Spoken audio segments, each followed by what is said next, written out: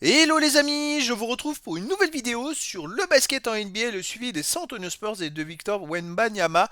Et Wemby est de retour sur les parquets pour un match crucial. Il est revenu pour la demi-finale de la NBA Cup et les Spurs l'ont remporté sûrement face à la meilleure équipe NBA en ce moment, les Oklahoma City Thunder, 111-109.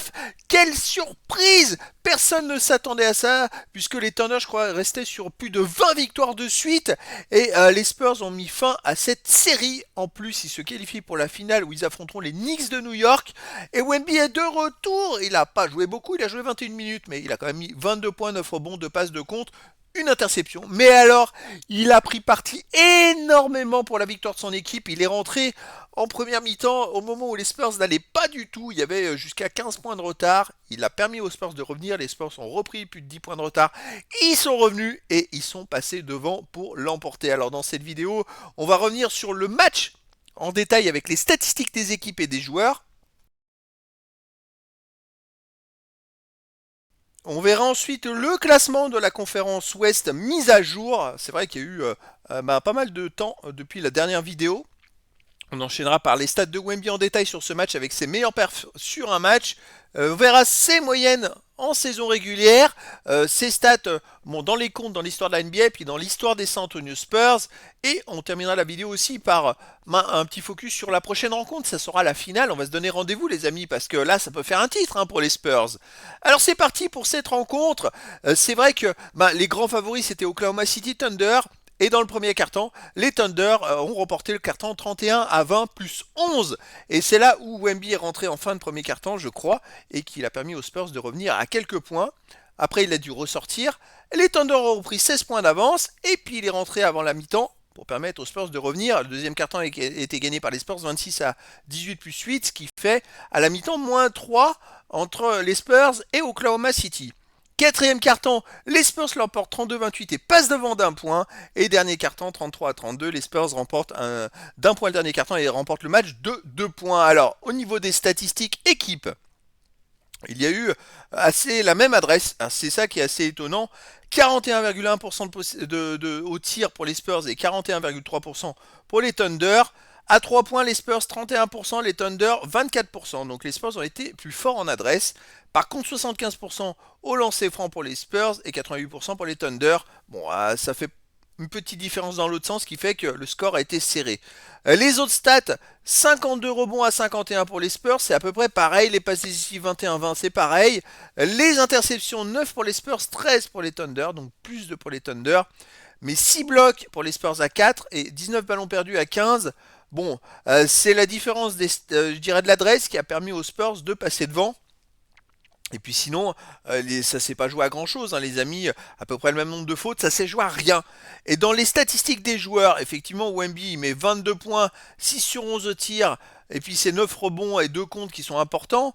Et puis dans les autres joueurs des Spurs, il y a 22 points d'Aaron Fox à 8 sur 15 au tir, 22 points de Stephen Castle, pareil, 9 sur 16 au tir, 23 points de Devin Vassell avec 6 sur 13 au tir.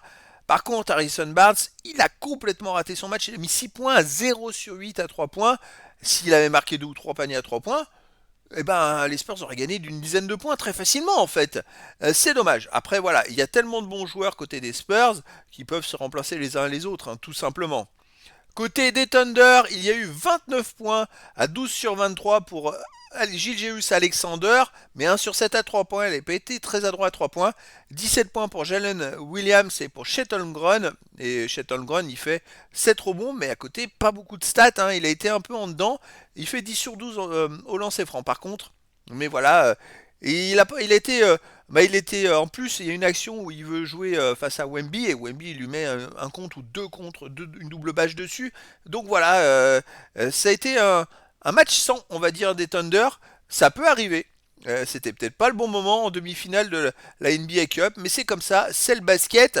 Après les autres joueurs, il y a eu pas mal de petites stats à droite à gauche, mais il manquait l'adresse qu'il y a d'habitude. Vous voyez, à 3 points, 9 sur 37, c'est pas suffisant, tout simplement. Alors au niveau du classement de la conférence Ouest, les Spurs, on les avait quittés avant la blessure de Wemby, je crois qu'ils étaient deuxième ou troisième. Et là, ils sont quatrième avec 18 victoires et 7 défaites. C'est pas mal, franchement, ils sont très bien partis. Ils peuvent légitimement aspirer à une place dans les 6 premiers en vue des playoffs. Ça va être très intéressant pour la suite. Et donc ça va être à suivre et à surveiller. Vous voyez, les Thunder, c'est 24 victoires, 2 défaites seulement. C'est quand même énorme. Et donc les 2 défaites, il y en a une contre les Spurs. Allez, les stats de Wemby sur ce match, il a joué 21 minutes, il a marqué 22 points, 2 rebonds offensifs, 7 défensifs, 9 rebonds au total, 2 passes décisives, une interception de compte, 5 ballons perdus, 2 fautes, plus 21 quand il joue. Bon, ok, 6 sur 11 au tir, 1 sur 1 à 3 points, 9 sur 12 au lancer franc. C'est un très bon match de reprise et surtout, vous voyez l'écart, plus 21 quand il était sur le terrain. Donc c'est pour vous dire, ils ont gagné de 2 points. Donc quand il n'était pas sur le terrain, il y avait moins 19. Voilà, et comme je vous l'ai dit, ils ont fait une remontée. C'est quand il est rentré. Ça a changé le match. Alors les autres stats, ses moyennes en saison régulière, bon forcément ça va faire baisser ses moyennes parce qu'il n'a pas beaucoup joué. Hein. Mais il faut attendre un petit peu parce que là, il revient de blessure. À mon avis, il va pas reprendre des matchs à 35 minutes. Hein. Là, le but c'est qu'il joue toute la saison parce que s'il manque encore quelques matchs, il pourra même pas être dans les classements. Parce que là, je crois qu'il a manqué 12 matchs et donc il faut au moins 66 matchs en saison régulière pour avoir des trophées en fin de saison. S'il a pas ces 66 matchs, il n'aura aucun trophée et là, il en a déjà manqué 12, je crois. Donc voilà, c'est pour vous donner un peu la tendance actuelle. Allez, on continue. Bon, bah pour ces stats en saison régulière, on va attendre un petit peu que ça reparte. Hein, mais il a 25.8, 2 rebonds 6, 3 passes 8, 3 blocs 5, une interception 1. Alors, les contres à 20 ans. Ça, c'est à 22 ans, pardon. Il en est à 476 et il lui manque 15 comptes pour arriver à rattraper André Drummond, qui en est à 491, tout simplement, et pour être le 9e de l'histoire. On va voir si ça revient très vite ou pas. Les stats dans l'histoire des San Antonio Spurs. Alors, bon, il a perdu quelques petites places, mais forcément, puisque il n'a pas joué quelques matchs, et puis il y a d'autres joueurs hein, qui progressent. Je pense dans les passes décisives, je pense qu'il va être confronté à des adversaires comme Castle, ou voilà, des joueurs qui sont plus jeunes et qui vont faire plus de passes décisives, tout simplement.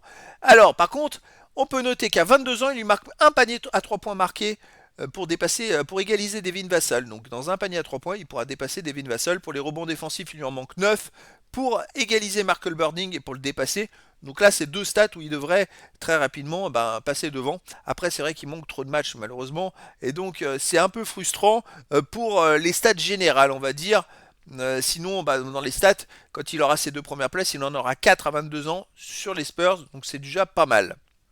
Il lui manque 251 rebonds au total. Normalement, s'il ne se blesse pas encore, d'ici la fin de la saison, il devrait les avoir très facilement. Dans l'histoire des Français en NBA, bon, on verra plus tard. J'ai pas remis à jour les classements et c'est vrai que la rivalité elle est surtout avec Tony Parker, mais Wemby il va avoir des stats où il va être tellement loin devant que personne ne pourra jamais le revoir. Hein. Surtout les contres. Je pense que ça va être intéressant à suivre. Allez, prochaine rencontre les amis, ce sera donc la finale de la NBA Cup et ce sera le 17 décembre prochain à 2h30 du matin heure française et ce sera contre les New York Knicks. Là il va y avoir du duel. On a Yabouzélé, l'autre français qui joue côté des Knicks. Les Knicks ils ont une super équipe.